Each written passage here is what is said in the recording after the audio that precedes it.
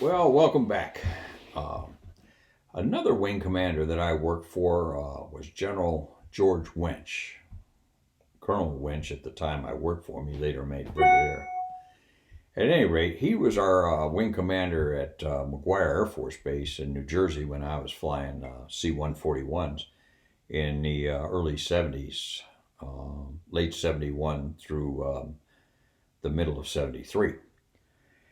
On this one trip General Wentsch was on, he was flying with a guy from training named Jake.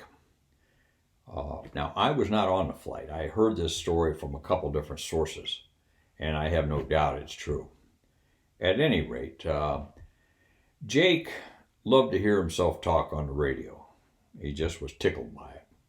And he would chat on the radio a little bit more normal than a lot of us, I guess. But at any rate, they end up at Elmendorf on a layover on the first night, and when they came out the next morning, they're making their nests in their respective seats in the cockpit, and General Wentsch looks over at Jake, and he says, "Now, Jake," he says, "I know you like to hear yourself on the radio." He says, "I myself am an individual that appreciates minimum radio chatter." So he says, "Don't take this personal." He says, "It's just kind of the way I am. So if you don't mind," he said, "try to keep your chatter down to a minimum for the rest of the trip." And Jake realized it. I mean, he was a good guy too. So he looked at General Wentsch. He says, "Not a problem, sir."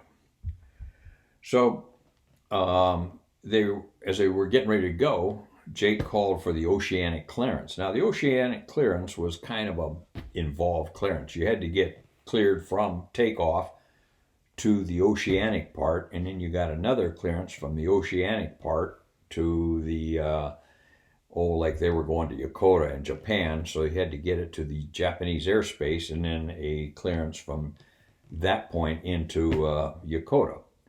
So it was a little bit of an involved clearance beyond what we normally would get, and you had to read these back on the radio.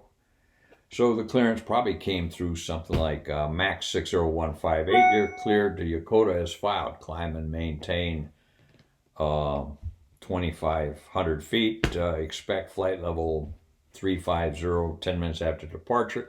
And it went on for a little bit.